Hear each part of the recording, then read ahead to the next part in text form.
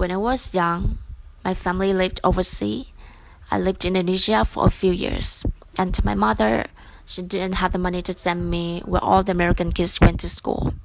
But she thought it was important for me to keep up with American education, so she decided to teach me extra lessons herself, Monday through Friday. But because she had to go to work, the only time she could do it was at 4:30 in the morning. But whenever I complained, my mother would just give me one of those things, and she would say, "There's no picnic for me at the bus stop."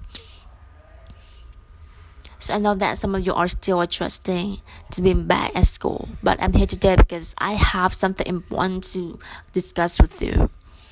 My father left my family when I was 2 years old.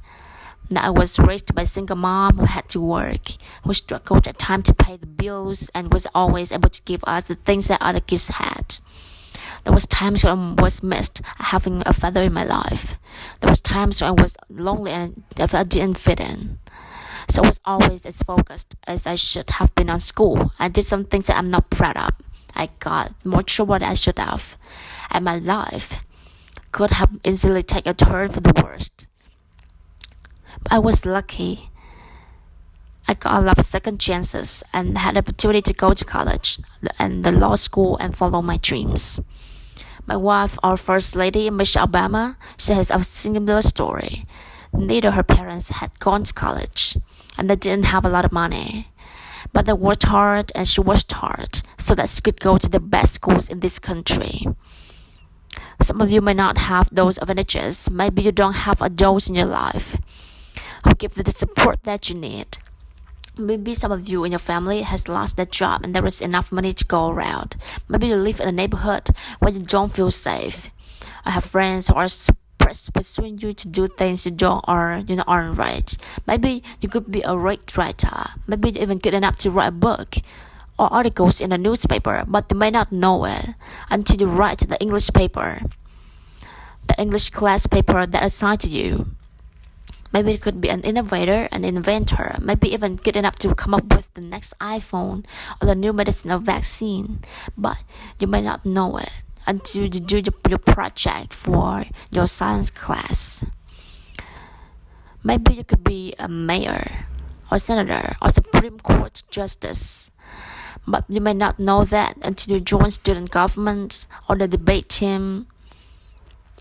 And no matter what you want to do with your life, I guarantee that you need an education to do it. You want to be a doctor or teacher or a police officer. You want to be a nurse or an architect, a lawyer or a member of a military. You're going to need good education for every single one of those careers. You cannot drop out of school and just drop into a good job. You got to train for it and work for it and learn for it. And this isn't just important for your own life and your own future. What you make of or your education do nothing less than the future of this country. The future of America depends on you. What you're learning in school today determines whether we as a nation can meet our greatest challenges in the future. You need the knowledge and problem-solving skills you learn in science and math to cure diseases like cancer and AIDS, to develop new energy technologies and protect our environment. You need the insights and critical thinking skills you gain in history and social studies to fight poverty and homeless, crime and discrimination, and make our nation more fair and more free. You need the creativity and ingenuity to develop in all your classes to build new companies. They create new jobs and boost our economy. We need every single one of you to develop our talents and your skills and your intellect so you can keep us all folks solve our most difficult problems. If you don't do that, if you quit on school, you're not just quitting on yourself, you're quitting on your country. I know it's not always easy to do well in school. I know a lot of you have challenges in your lives right now that can make it hard to focus on your schoolwork. I get it. I know it's like. But at the end of the day, the circumstances of your life, what you look like, where you come from, how much money you have, what you got going on at home.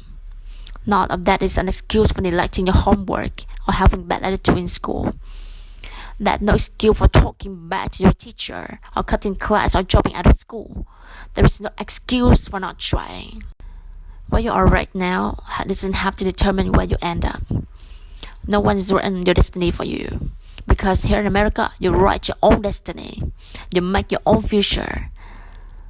That's what young people like you are doing every day, all across America. That's what today I'm calling on each of you to set your own goals for your education and do everything you can to meet them. Your goal can be something as simple as doing all your homework, paying attention in class, or spending some time each day reading a book. Maybe you decide to get involved in an extracurricular activity or volunteer in your community. Maybe you decide to stand up for kids or being teased or bullied because of who they are and how they look. Because you believe, like I do, that all young people deserve a safe environment to study and learn. Maybe you decide to take better care of yourself so you can be more ready to learn. But whatever you resolve to do, I want you to commit to it. I want you to really work at it. I know that sometimes you get sense from the TV that you can be rich and successful without any hard work. That your ticket to succeed is through rapping or basketball or being a reality TV star. Chances are you are not going to be any of those things.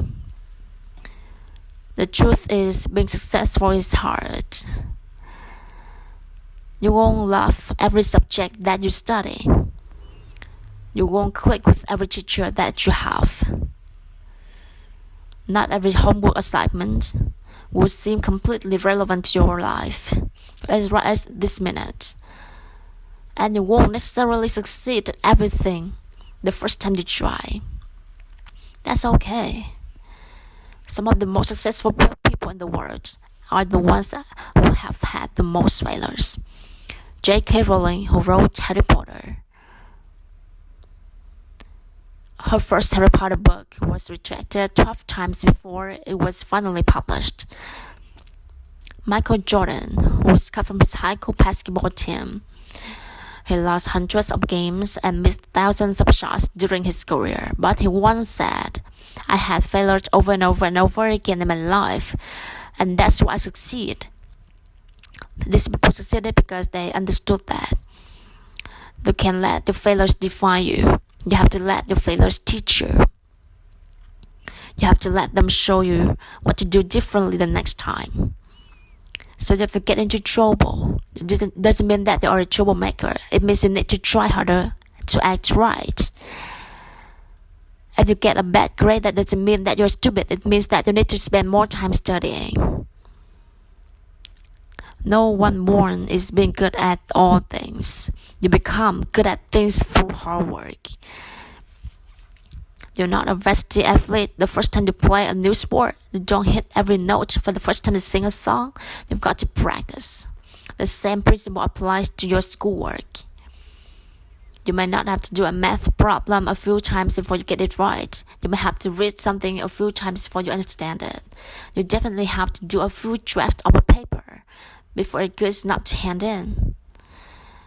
Don't be afraid to ask questions. Don't be afraid to ask for help when you need it. I do that every day. Asking help isn't a sign of weaknesses. It's a sign of strength. Because it shows that you have to admit you don't know something. And that then allows you to learn something new. So find an adult that you trust. A parent, a grandparent, a teacher, a coach, or a counselor, and ask them to help you stay on track to meet your goals. And even when you're struggling, when you're discouraged, you feel like other people haven't given up on you, don't ever give up on yourself. Because when you give up on yourself, you give up on your country. The story of America isn't about who quit when things aren't good. It's about people who kept going, who try harder, who love the country too much and do anything less than their best. This is a story of students who said, "Where you sit 250 years ago and went on to wage a revolution and they founded this nation." Young people. Students who said, "Where you sit 50 years ago, who overcome the depression and World War II war." who won the civil rights and put a man on the moon. Students who sat where you sit 12 years ago, who founded Google and Twitter and Facebook, that changed the way we communicate with each other. So today I wanted to ask all of you, what your contribution is going to be? What problems are you going to solve? What discoveries will you make? What will a president who comes here in 20 years or 50 or 100 years say about what I did for this country? Now your families, your teachers, and I are doing everything we can to make sure you have the education you need to answer these questions. I'm working hard to fix up your classroom and to get the books and the equipment and the computers that you need to learn. But you have got to do part 2. So I expect all of you to get serious this year. I expect you to put on your best effort and do everything you do. I expect great things from each of you. So don't let us down. Don't let your family down or your country down. Most of you don't let yourself down. Make us all proud.